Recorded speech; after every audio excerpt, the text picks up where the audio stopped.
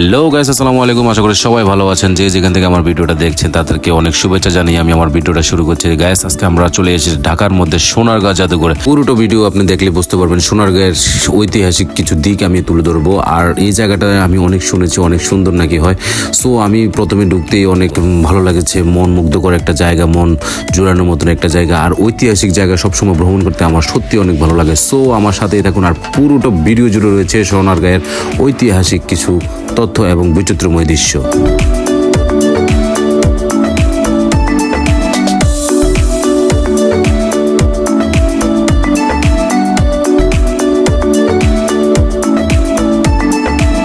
Guys, আপনাদেরকে প্রথমে বলে রাখি, এটার মধ্যে ঢুকতে মাত্র 50 টাকা এন্ট্রি ফি লাগে। আর যদি আপনারা বড় সর্দার বাড়ি সহ আপনারা দেখেন, তার মানে আমি যেটার মধ্যে ঢুকতেছি এটা সহ যদি আপনারা ঢুকেন তাহলে আরও 100 টাকা যোগ হবে, তার মানে 150 টাকা এন্ট্রি ফি।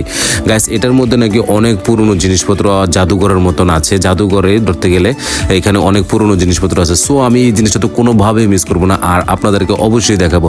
সো আমার সাথেই দেখুন, আর পুরোটা ঘুরে আমি দেখাবো আপনাদেরকে কি আছে এই সোনারগাঁয়ের মধ্যে। সো বিনা পয়সাতে আমার ভিডিওটা দেখে ফেলেন। আর যারা এখনো সোনারগাঁয়ে আসেনি তারা আমার ভিডিওটা দেখলেই যথেষ্ট। আর ফ্যামিলি নিয়ে চলে আসবেন একদিন সোনারগাঁয়ে, তো অনেক সুন্দর একটি জায়গা। সো আর দেরি না করে চলুন আপনাদেরকে পুরোটা সোনারগাঁ ঘুরিয়ে দেখাই।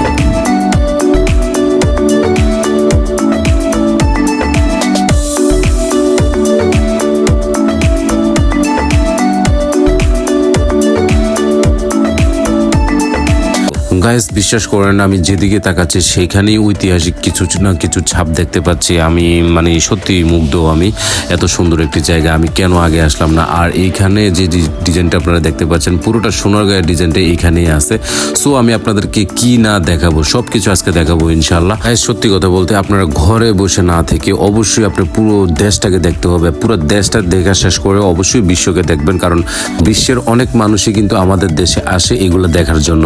সো আপনারা অবশ্যই মিস করবেন না সোনারগাঁটা।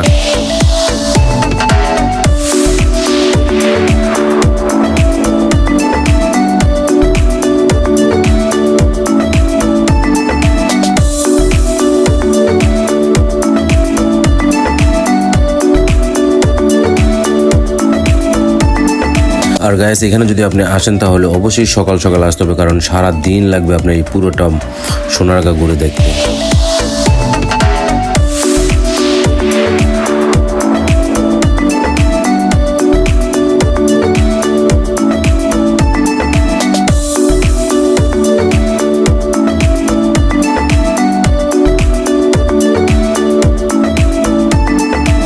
গাইস, সোনারগাঁ সম্পর্কে আপনাদেরকে কিছু তথ্য আমি দিয়ে রাখি। গ্রাম বাংলার সংস্কৃতি ও লোক শিল্পকে ধরে রাখা ও সর্বজনীন স্বীকৃতি দেওয়ার উদ্দেশ্যে 1975 সালে 12 মার্চ শিল্পচার্য জয়নাল আবদিন সোনারগাঁও পানাম নগরীতে একটি পুরনো বাড়িতে বাংলাদেশের লোক ও কারুশিল্প ফাউন্ডেশনটি প্রতিষ্ঠিত করেন।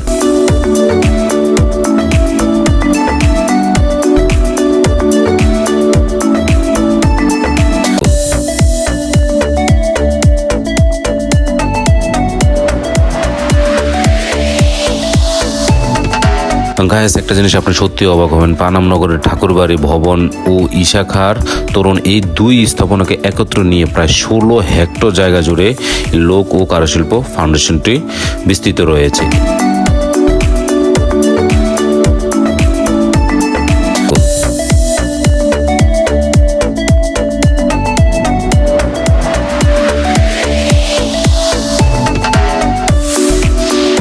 গাইস, এখানে কিন্তু জয়নাল আবদিনের ঐতিহাসিক সংগ্রাম ভাস্কর্য আছে, বঙ্গবন্ধুর ঐতিহাসিক ভাষণের আবক্ষ ভাস্কর্য রয়েছে। সো এখানে কিন্তু অনেক কিছু রয়েছে, কারুশিল্পী গ্রাম আছে এবং সবুজে মোড়া সুবিশাল উদ্যান আছে।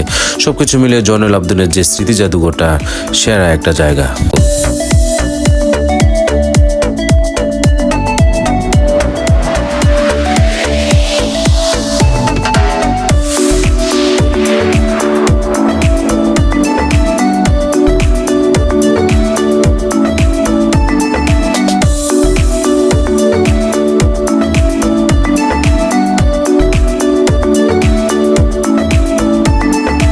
গাইস আপনাদেরকে একটা বিষয় আমি জানিয়ে রাখি, গবেষকদের মতে সোনারগাঁয়ের প্রাচীনতম নাম ছিল কিন্তু সুবর্ণগ্রাম, এই সোনারগাঁয়ের জাদুঘরের নাম। এই সুবর্ণগ্রাম থেকে মুসলিম আমলের সোনারগাঁও নামে উদ্যুক্ত।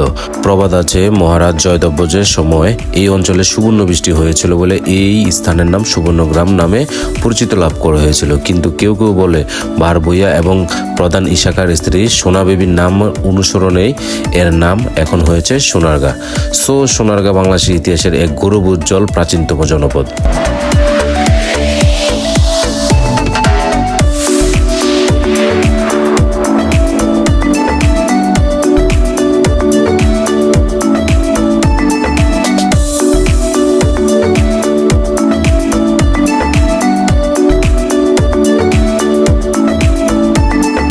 গাইস আপনারা কিন্তু জেনে আরো অবাক হবেন যে সোনারগাঁ কিন্তু মধ্যযুগে ছিল মুসলিম সুলতানদের রাজধানী। মানে ব্যাপারটা চিন্তা করা যায়, বর্তমানে সোনারগাঁ নারায়ণগঞ্জ জেলার একটি গুরুত্বপূর্ণ উপজেলা।